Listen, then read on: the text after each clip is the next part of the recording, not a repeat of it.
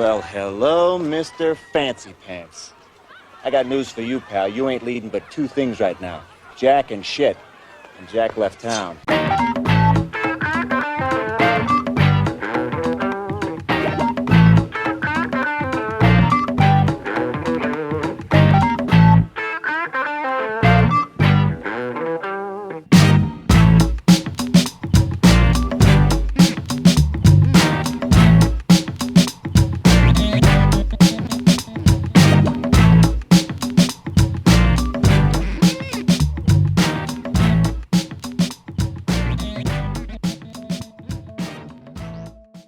Hello and welcome to episode 213 of the Mark and Me podcast. As always, I'm your host Mark. Now, this is pretty huge. The guest on today's episode, hail to the king, baby. Yes, I'm joined by the chin himself, Bruce Campbell. You did hear that right. Ash himself is here on Mark and Me. It doesn't even feel real as I say it out loud on this recording, but it has happened, he's been on the show, and it's one of the most incredible things to happen for Mark and me. Now, the interview is not very long. I can't complain. It's only just over 10 minutes because someone like Bruce is very in demand. He doesn't do much press. He certainly doesn't do many podcasts, but he came on. I was allocated a certain amount of time, and you do not turn down an opportunity when it comes around like this. I'm so grateful. We cover quite a lot in this time. Obviously, I wish I had longer, but my God, he's everything you wish for and more, and that interview is coming up in just a couple of moments' time. But in true typical Mark and Me fashion, let's touch base and talk about the last episode. I was joined by Sean Dowdell from the amazing Grey Days. This was an amazing interview, a huge episode for numbers, and so many people tuned in, so many new listeners, and I've had so many emails saying just how incredible the tribute to Chester Bennington was. So thanks so much to everyone that took the time to listen. Thank you for all the new followers, all the new support, and again to Sean for sharing this, the Linkin Park fan sites, the Chester tribute sites. It's been huge. But today is massive, and I'm so excited to share this with you. So, this doesn't still sound real to me, but I'm going to say it out loud and enjoy every moment. Here's me and Bruce Campbell talking all things TV and film.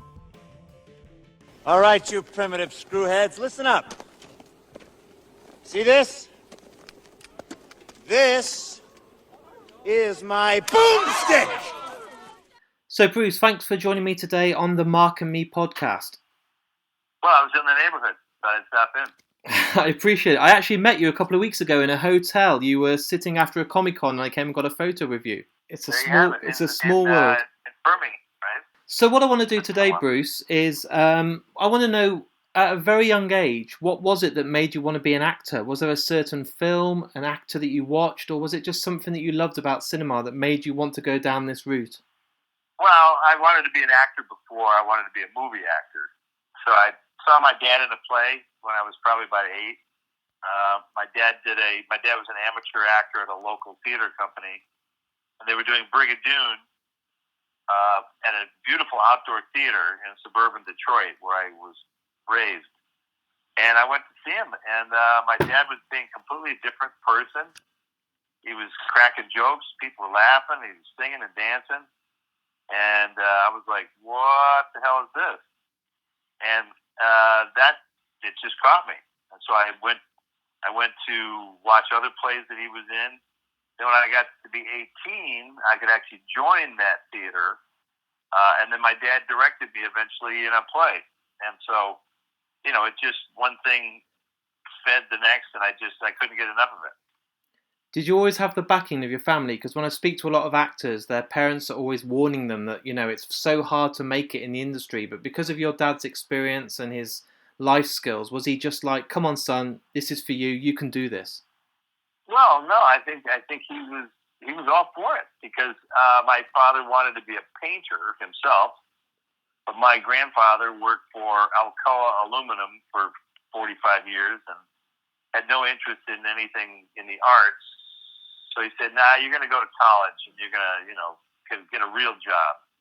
So my dad graduated like with I think it was a history major, and he got into advertising because it was at least sort of creative. And then he found that to be kind of a dead end because advertising really is driven by money and not always the creative aspects. So he joined this community theater group in the 60s, late 50s actually. And he did that for 30 years. So it was great to get inspired. So when we came to him for an investment in the first Evil Dead, my parents were the first people to cut a check. And $10,000 in 1979, that's more like 25, 30 grand now. Yeah. It's not always lying around, And when you started, obviously you were making Super 8 films, weren't you, when you first started out with Sam? And is this the sort of footage you showed your dad to then try and get his buy-in? You're like, "Look, Dad, we have the potential. We know what we're doing. We've got some great ideas. Like, please help us." Oh no, my dad knew that we had a very industrious little group. There were 4 or 5 of us that were doing this stuff every weekend. So he fully knew what we were up to. And we'd show him the movies and stuff like that. But we came to him with a business proposition, just like any other investor. And we had made a short film called Within the Woods in Super 8 that was a miniature horror movie that we could show potential investors. So, yeah, he invested based on, the fact that I'm his son, first and foremost.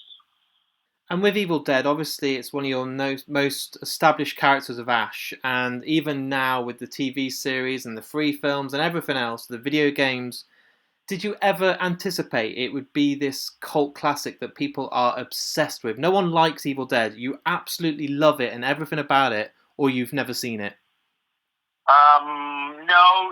No, we didn't even think we would finish the movie. We kept running out of money. We shot the film in Tennessee in 1979. We didn't really finish it until about 1981. Came out in 1982. So it was a slow, painful process. So we were not really excited about anything until years later when it kept, sort of hanging around. First Evil Dead did make money, though. And currently we're now promoting 18½, and you obviously do a lot of the voice work for Nixon. Now, how did you get into this kind of frame of mind? Because obviously he's probably one of the most paranoid presidents of our entire generation, and to try and portray that in voice acting, how did it go about for you to get into character for this? Well, you want to get some semblance of what he sounds like. Nixon has a very specific cadence when he talks. But the good news is I didn't have to worry about overdoing him because the guy was such a cartoon character himself. When you listen to the tapes, and I've listened to a lot of the Nixon recordings on YouTube, I mean, when it got late at night and he got wound up, I mean, that guy was drinking and swearing, and he was already over the top. And so I had a lot of leeway. And plus the 18 and a half minutes, no one really knows what he said during that time. So you had leeway with what he said and how he said it. Did you find yourself sitting there with a glass of whiskey thinking, I need to get into kind of a pissed head state to try and sound a bit more like this and sound genuine? No, I'm not that paranoid either. So it's all acting. It was mostly just being amazed that was the U.S. president that got elected. That guy who could, one of his tapes really got me. He had given a speech about his dumb dog Checkers. It became known as the Checkers speech because people were like, people don't really like you. You don't seem very personable. So he told a story about his stupid dog that went over really well. And he's on the phone with Kissinger. And Kissinger's going, "Mr. President, I think that was the best speech you've ever given." And Nixon was like, "Oh, my God, Henry, that was that." Oh, let me tell you, no actor could have done that speech, Henry. And you go, Jesus, this guy, what an egomaniac, and like almost unhinged. And so it was easy to get in that state. You just had to get a little agitated, a little over the top. That guy was a very frustrated man. It must have been fascinating sitting there watching these YouTube videos and listening to all the tapes and doing the research behind the character, because it must have just been getting more crazy by more and more time you spent researching. Well, I watched the original hearings on television live when I was about 14. I watched the entire hearing. Oh, right. It took about like a month during the summer. And for some reason, it just sucked me right in. It was like the best soap opera ever, was seeing these people who were elected officials do really smarmy shit and why they did it. And it made me realize how naive I was. A lot of people that listen to this podcast are people that want to be an actor and try and get into film school or make videos like you did when you first started out. What advice do you give to those people in an industry now that is so different than when you started out? How is the best way to get your work seen? Well, the advice is if you need advice, then you're not going to make it anyway. Because we didn't need any advice when we were making movies. We were just doing it. And there was no questioning, there was no stopping it. And there was no second guessing ourselves. We weren't interested in advice because it wasn't going to change our opinion. Because everyone in Michigan said you can't make a movie that would compete in Hollywood. You guys are nobody, and where are you going to get the money and all that sort of stuff? So if we took their advice, we never would have done anything. So I have zero advice. My advice is don't take advice. Yeah, don't listen to anybody. Do what you want to do. Because if you want it bad enough, you're going to do it regardless of what people tell you. The only thing I know just from my own experience, if you're lazy, you'll fail. And if you're industrious and clever and willing to be light on your feet, then you'll probably be okay. Oh, and then hopefully you'll have time to nurture your talent. You're not going to come out of the gate fully formed.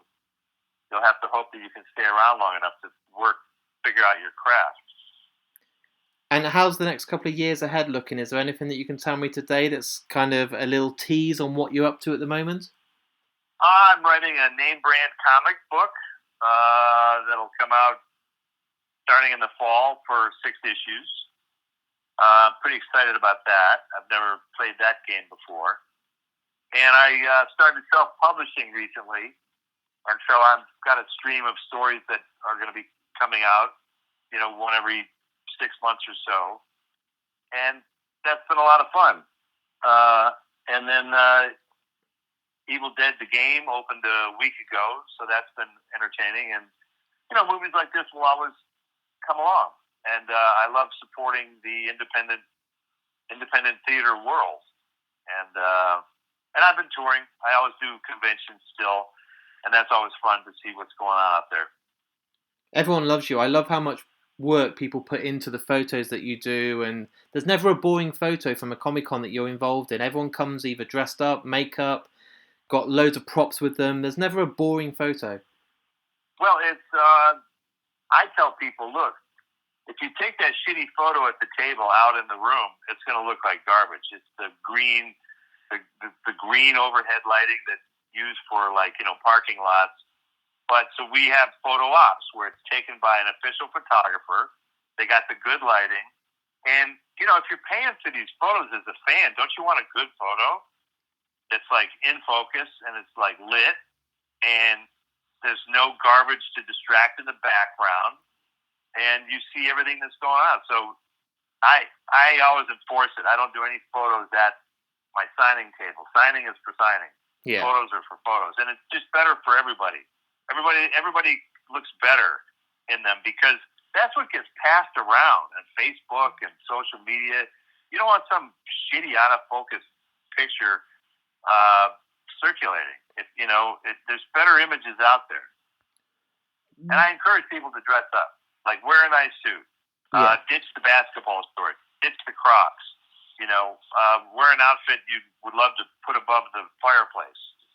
What I do on the podcast, Bruce, is I ask every guest that's been on. We're nearly at 200 episodes now, and everyone's picked a different song, but you get to choose the outro piece of music to today's episode. So after this interview's all done, all edited, there's a final song that gets to play at the end of the podcast, and I let the guest on the spot who's on the podcast choose the song. So it can be a piece of music, a band you love, or just a song that you just adore. but what's your choice today when I ask you the question that comes to your heart and soul that you would love to be played after this interview today? I think it's called A Summer Place. It's a lovely instrumental piece that goes back to my childhood. Summer Place. And that's the one that came to your heart straight away? Soon enough. Amazing. I think our time's up, so I just wanted to say a massive thank you. Someone I've wanted on the podcast since I've started 5 years ago. All right. I really good luck to all appreciate you. it. And thank you for your time today. So there it is. There's my interview with me and the absolute legend Bruce Campbell. What an amazing guy. So open, so honest, and just the absolute king. One of my favourite actors of all time. I can't believe he's been on the podcast. Evil Dead for me is one of the greatest ever horror franchises. Also, Bubba Ho-Tep. What an amazing, incredible film. You may know him from his recent appearance again in the brand new Doctor Strange film. And as you heard, we talked all about 18½, which is a brand new film which you can go and check out now digitally.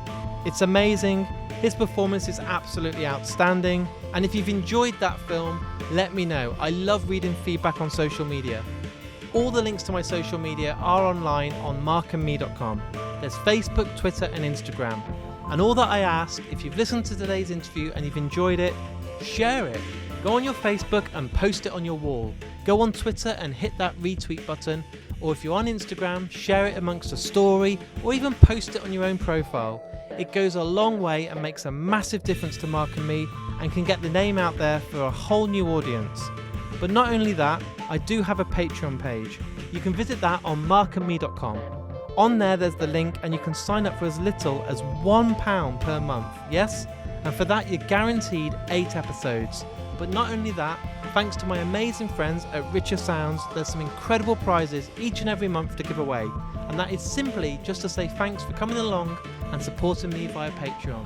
Because every pound that you put into the podcast via Patreon gives me that chance to go out there and do more and more interviews, which basically means more and more episodes for you guys at home. None of it is actually a wage, it all goes right back into the production of this podcast. And honestly, I need the support more than ever. So if you've really enjoyed today's episode, please, every little bit can make a difference. And for something that I've never done before, but I'm going to do it today because this episode is quite short, I want to give a big shout out to all of my Patreons. So Andrew Carr, Lee Ashbury, Paul Tebbett, Matthew Herdman, Johnny Edwards, Harley Mumford, Ben Slaughter, Simon Sweeney, Wes Pringle, David Leishman, James Clues, Danny McManus, Tara Woolflock, Jordan Holland, Tom, Todd Murgatroyd, James Gain, Ben Reed, Damian Bullock, Martin Street, Richard Barr, Gavin Yule, Kinzer Druitt, John Brooks, James Loosley, David Thomas, Lorna DeMarco, Mike Pettigrew, Gemma Hurst, and the amazing Scott Higgins. I've never done this on over 200 episodes, but you all deserve this absolute love and praise and today's shout out, so thank you to each and every single one of you. I really hope you've all enjoyed today's episode. It's a huge one for me. Thanks so much for listening. My God, this is another milestone and I'm just absolutely buzzing. So I'll be back in only a few days' time with a brand new episode. So until then, look after yourself, take care, and stay groovy.